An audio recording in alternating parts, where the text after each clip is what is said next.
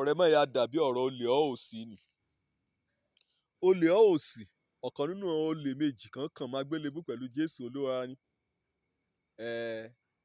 Wọ́n kó Jésù, wọ́n ní kó jẹ́ pé aláìlẹ́ṣẹ̀ ni, ọjà kò kó mẹ́lẹ̀ṣẹ̀ hàn.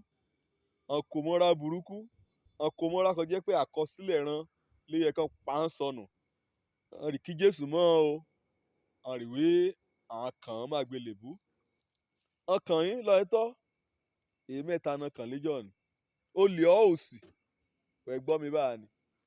Wọ́n láǹfààní kan ṣoṣo láyé rẹ, kó jẹ́ pé ó yóò mú bá olùgbàlà ẹlẹ́dàá ọ̀run ayé, kó yóò gbọ́kàn rẹ là, kó yóò mú ọ lọ sí párádísè. Wọ́n láǹfààní kan ṣoṣo ni, wò sí í lò. Ṣé ẹrù rẹ náà dé ẹ̀kan tí a gbọ́ wí ìwọ kò pera rẹ lọ́lọ́run, wẹ́ẹ̀ ṣe bọ́ sílẹ̀ lórí àgbélébú bá kó gbára rẹ kó gbà á. Ọwọ́ kò mọ̀wé ẹlẹ́ṣẹ̀ lọ ẹ̀yà, ọ̀nìkẹ́ ẹlẹ́ṣẹ̀ kò jẹ́ pé òun lolùgbàlà kété aráyé, kó yá mọ̀nà Ọlọ́run, kó yá mọ̀ ọ́ ọ̀dẹ̀bọ̀n yín bu olè ọ́ òsì. Ìwọ̀ran náà ní báà ni ọ. Ìyẹn á dìtẹ̀ ẹrọ́ṣẹ́ Ọlọ́run hàn. Kété rákẹ́ wàásù ọ̀rọ̀ Ọlọ́run kété ọ̀nà kí á mú bàá lórúkọ jẹ́ ní wá ẹ́kálí kété ògbẹ́. Olè ọ́ òsì, wẹ́ẹ̀ mọ̀wé àǹfààní lọ ní. Nínú ìyàkọ́ ẹ̀dẹ̀ àní wọ ẹ̀dẹ̀ ráàyè, nínú ẹ̀hàn gan kọ́ yà wọ ẹ̀dẹ̀ ráàyè. Wàá bú ránṣẹ́ Ọlọ́run hàn, wàá yàn lé da orílẹ̀-èdè ráírú, wàá yàn ní gbé òòjọ́, wàá yàn gbòdá mẹ́wàá, èsù kò wá wúsù ránṣẹ́ Ọlọ́run hàn. Ìbéèrè kọ́ yẹ kí n béèrè lọ́rẹ̀ ni pé ṣé ìdá mẹ́wàá tẹ̀rẹ̀ gan lébẹ̀? Kété ògbẹ́ ṣáá ni ẹ̀yàn ìránṣẹ́ Ọlọ́run hàn, àwọn ti kó alẹ́ rú, àwọn èèyàn rana mí gun ọkọ̀ ojú òfurufú kan gbé ká kẹ́ẹ̀tẹ̀rẹ̀ lébẹ̀.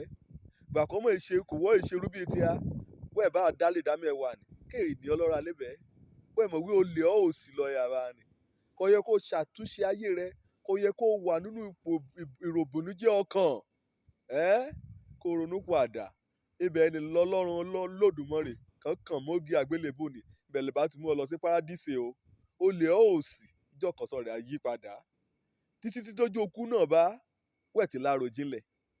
Wẹ́ẹ̀ mọ̀ wí ìgbésí ayé kan ṣoṣo lọ ní, kó bá ti kúlẹ̀ rẹ̀ kan, kò dájọ́ lékan o. Nínú Hébérù orí 9 ẹsẹ̀ 17, ní àti múlẹ̀lẹ̀ fún ọmọ ènìyàn láti kúlẹ̀ rẹ̀ kan ṣoṣo, ilé yẹn yìí ni yóò dájọ́ lékan. Wọ́n láǹfààní wẹ́lẹ́gbẹ́ ẹgbẹ́ Jésù Olúwa, Jésù Olùgbàlà, kó yẹ kó ra bẹ̀bẹ̀ kó tọrọ ìdáríjì.